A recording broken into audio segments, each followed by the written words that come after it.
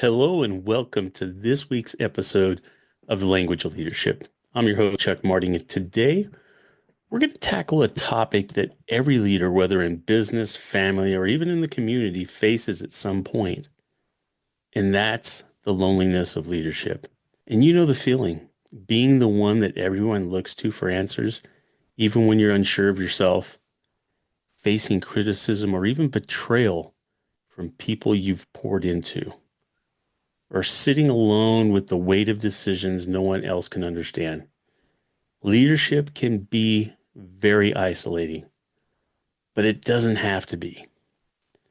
I was experiencing a very low point in the last couple months prior to the holidays.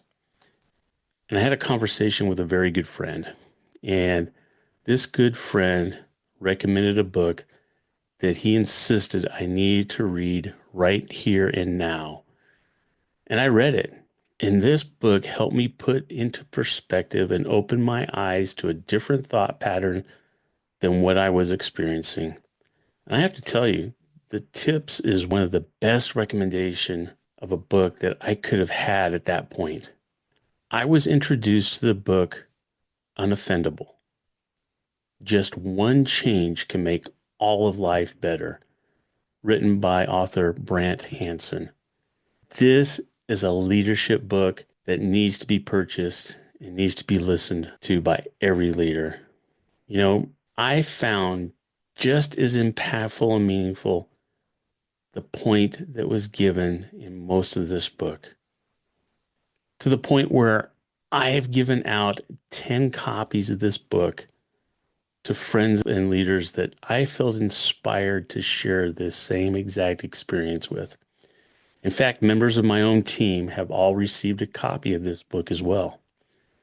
In this episode, I want to reframe the loneliness of leadership, drawing on the wisdom from Brant Hansen and other leaders who have shared profound insights into navigating betrayal, building confidence, and transforming isolation into connection. So, without further ado, let's dive in. Let's start with why leadership often feels isolated. Leaders carry very unique burdens, and Brant Hansen described leadership as a paradox. While it's empowering, it often separates you from others. You're expected to make decisions as a leader, shoulder the consequences, and keep moving forward, even when no one fully understands the weight of your responsibilities. You know, Rich Litvin has often said, the higher you climb, the fewer people can relate to your challenges. And he even shared the story of a CEO who felt isolated because his decisions, while necessary for the company's survival, they weren't popular. So leadership often means making the hard choice, knowing that it won't please everyone. There's also an expectation gap. You know, leaders often feel betrayed because they expect loyalty, gratitude, or even recognition from their teams. Brant Hansen points out that this expectation can set you up for disappointment. People aren't always aware of the sacrifices that you've made or the pressures that you have faced. Steve Chandler recounts a manager story who became bitter after a team member criticized him publicly. But instead of dwelling on the betrayal, Steve Chandler helped him reframe it. What if this criticism is less about you and more about their unmet needs? Wow. This shift helped the manager approach the situation with both curiosity and grace. There's also the myth of invulnerability. You know, leaders often feel they must appear unvulnerable, which can deepen isolation. Even Steve Hardison calls this the armor of leadership.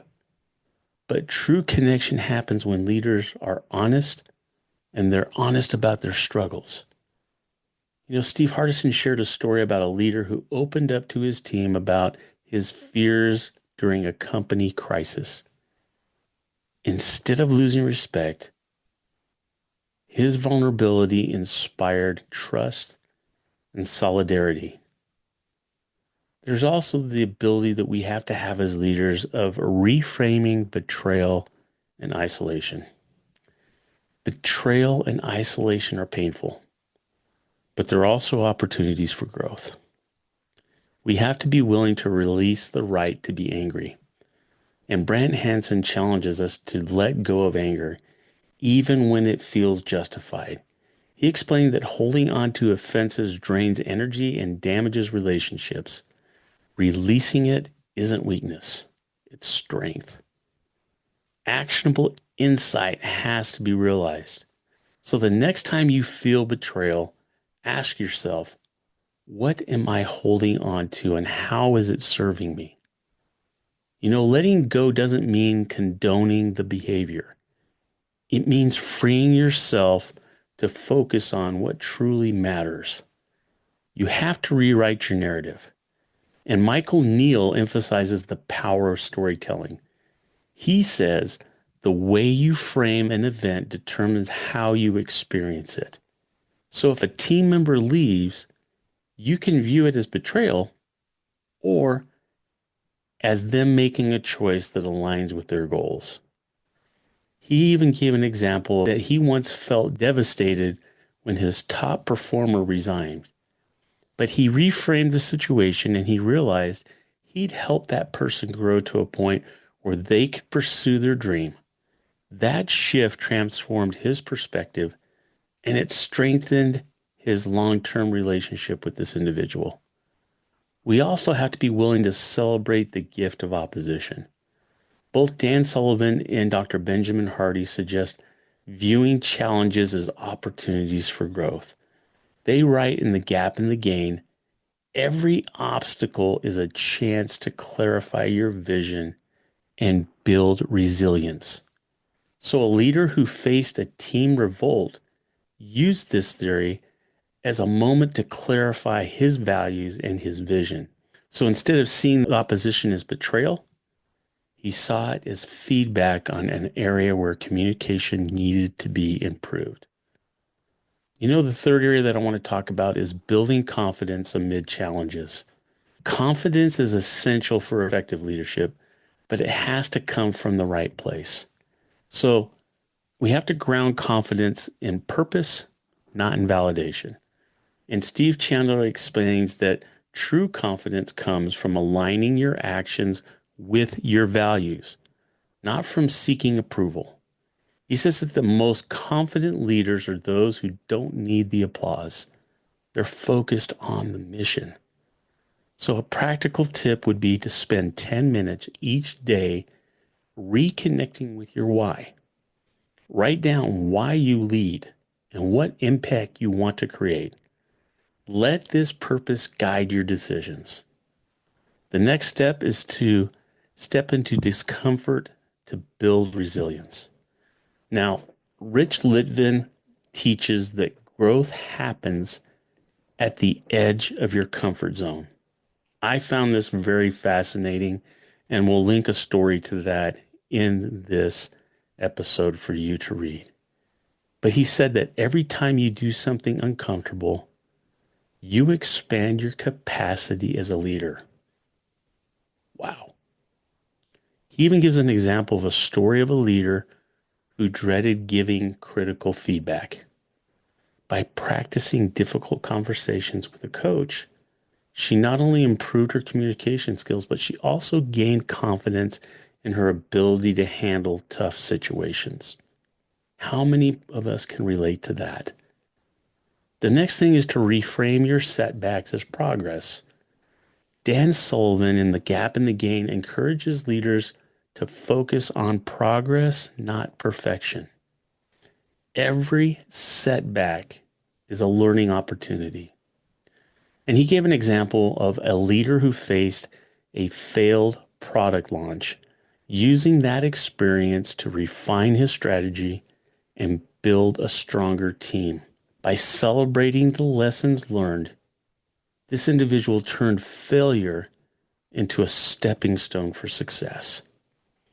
So What about tools for overcoming loneliness and betrayal? Let's explore practical tools for navigating these challenges of leadership. First, as a leader, you have to set boundaries without losing connection.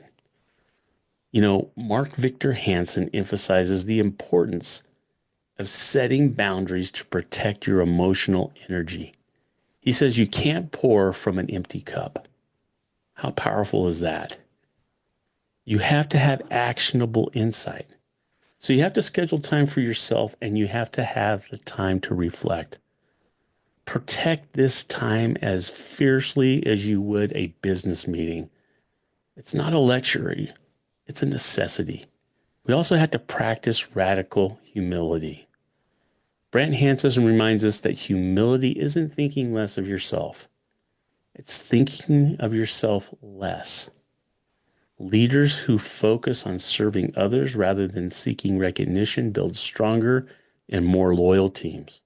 He even gives an example of a CEO who made a public apology for a mishap that gained more respect for him from his team than if he had tried to deflect the blame. We also, as leaders, have to create a culture of feedback and grace.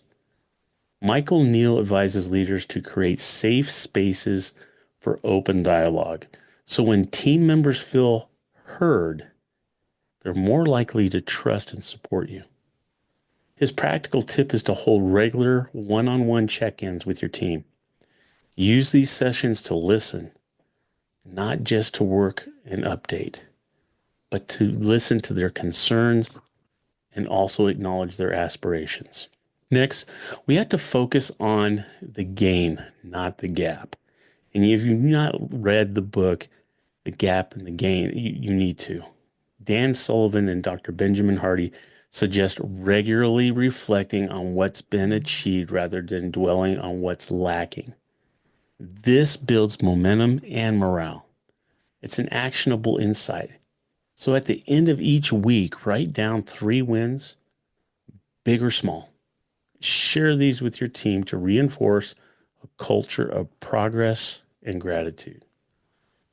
I want to end with a powerful and memorable ending. As we close, I want to leave you with this. Leadership is a journey of growth, resilience, and service. It's not about being perfect. It's about being present. Brant Hansen teaches us to let go of offense and lead with humility. Rich Litvin and Steve Chandler remind us that the discomfort of leadership is a sign you're on the right path. Dan Sullivan and Dr. Benjamin Hardy show us that focusing on progress, not perfection, transforms setbacks into growth. So this week, I want to challenge you to reflect on one area where you felt isolated or betrayal. What would it look like to respond with grace instead of resentment? How can you reframe that situation as an opportunity for growth? Remember, leadership is about serving others, but it's also about growing into the best version of yourself. When you lead with love, humility, and courage, you don't just change your team, you transform your own life. I want to thank you for joining me this week on this journey. My name is Chuck Marting, and this is the Language of Leadership. Until next time, keep leading with strength and leading with purpose. Take care.